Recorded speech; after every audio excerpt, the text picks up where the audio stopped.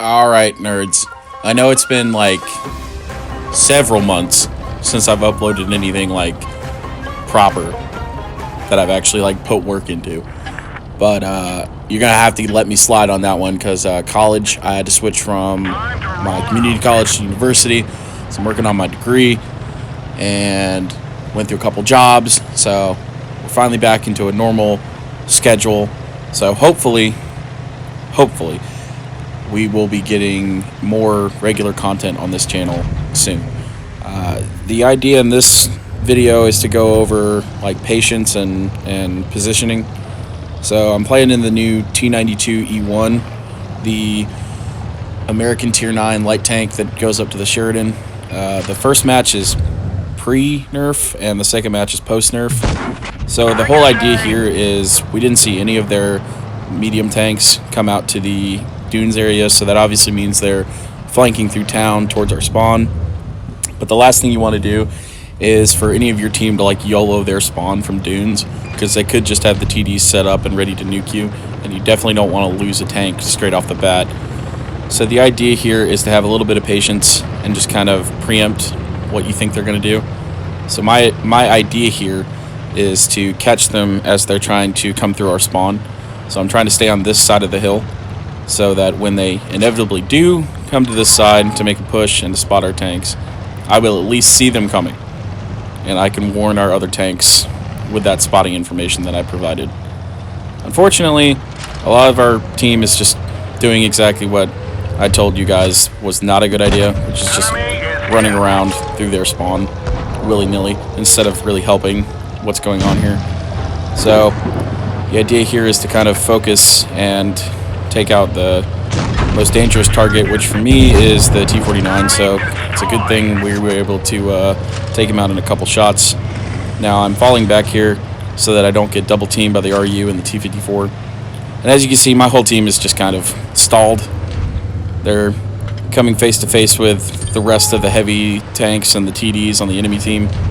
And this was like my first game in this tank, so unfortunately I still didn't have the hang of it at this point. I really didn't know when to use the rockets or what the aiming time was, but I did know, and I do have a lot of experience in playing the T49, the Tier 8 in this line.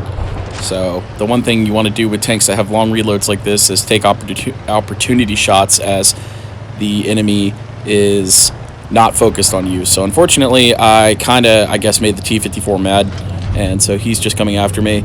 So the whole point is to take shots and try to run away. Right here, I'm trying to break line of sight so he won't be able to use his DPM against me. And unfortunately, I did take a shot while crossing over the hill there. And what I'm doing here is just using line of sight so I can get the next shot off. As you can see, I genuinely did not know how to use missiles at this point. And it's still tough because on an iPhone, when you're playing World of Tanks Blitz, it's much more difficult to steer your missiles because you can't lock your turret very easily with the lookout bar. So I just decided to forego the lookout bar and just try to focus mainly on the APCR rounds.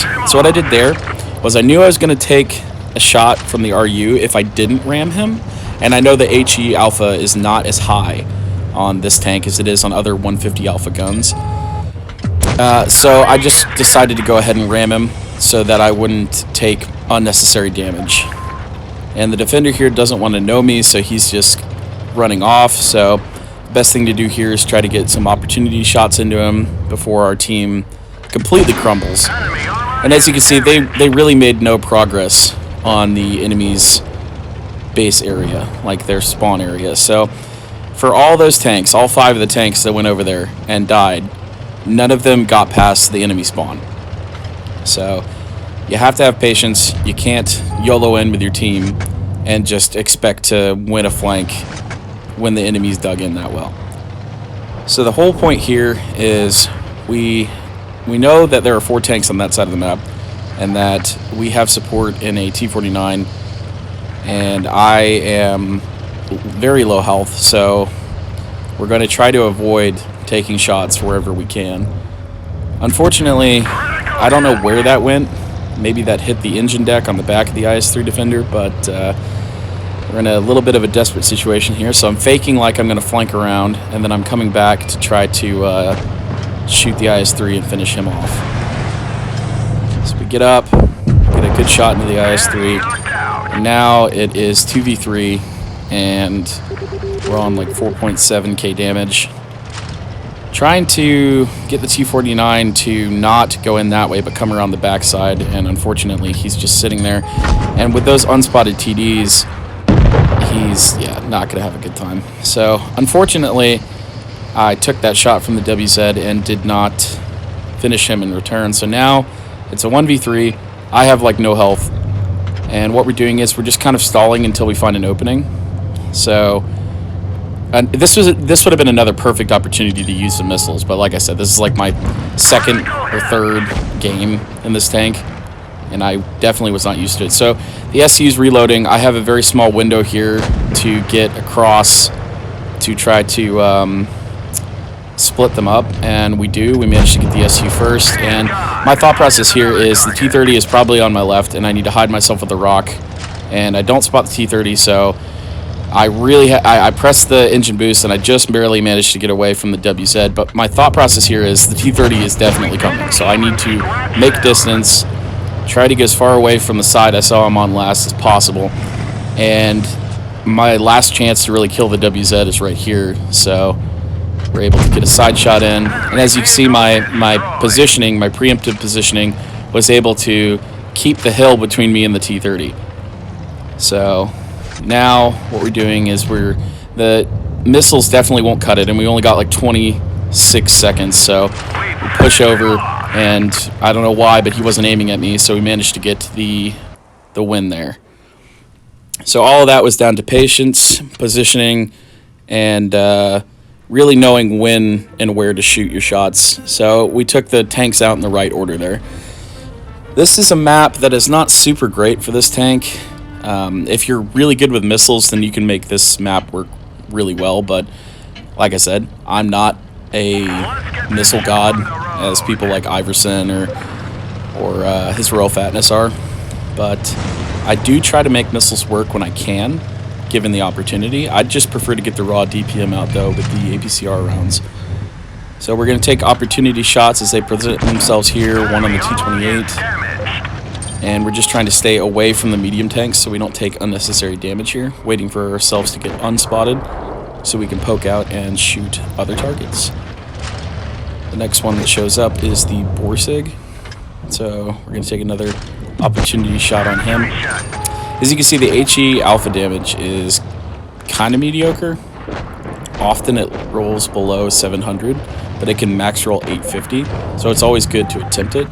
So what I'm doing here is I'm just trying to make him kind of second guess his shot, and with an IS, their guns are kind of inaccurate when you're moving the turret, so we were able to get a lucky miss there. And right now I'm just trying to time it so I can go past without getting shot by both TDs. And the thought process here is we want to prioritize tanks, so the one-shots. So right now I want to take out the defender, and he gets taken out before I can shoot him. I was going to shoot the RU, but now my thought process is, okay, we got some low health tanks over there. We are probably going to end up alone sooner or later, so we want to take and put damage on the biggest threat, which is the WZ, and then we can come back and finish the Leopard PTA. So the Leopard fired, he's not looking, we come around, we're fast enough to get past this gun without him really noticing, and now I thought to myself, let's leave the WZ to the T-32, and now it's a 2v4, and unfortunately, the T-32 is just not smart enough to know where to pin the WZ, which everyone in chat starts talking about that, calling the T-32 an idiot. And having played that tank, I know the gun can be really bad, but once again, it's just players not really knowing how to penetrate tanks, and that all comes down to Wargaming not teaching them thoroughly enough. So we go ahead and make it a 2v2, and I'm on a decent amount of hit points. But the problem is we're up against tanks that do like 400 alpha damage, so we got to be patient, try to get unspotted here, and then move to a different location. So fortunately, we were able to get past the T-28 Defender, or the T-28 prototype, and we do get a missile in. As you can see, it's very difficult without putting your gun up and using the lookout area to actually hit those missile shots, because my sensitivity is really strange, so it's a bit difficult. So right here, I'm just trying to bait the IS-5 like I did earlier, and I don't know how he got that shot, but he did manage to clip the back of my tank. And what we're doing here is we're trying to get some information on where the T-28 prototype is so we can finish him off. It's very unlikely in this tank or the Sheridan that you'll roll below 500. It happens, but it's very unlikely, so usually you can risk those shots more often than not. And now I know that the IS-5 is on a reload, and he's probably got me on reload, but I have enough health to take the shot, and we finish him off. The T-32 did an astounding 3 damage this game. An absolute team player. Anyway, guys, hope you enjoyed the video. You'll see more from me soon. I'll catch you later.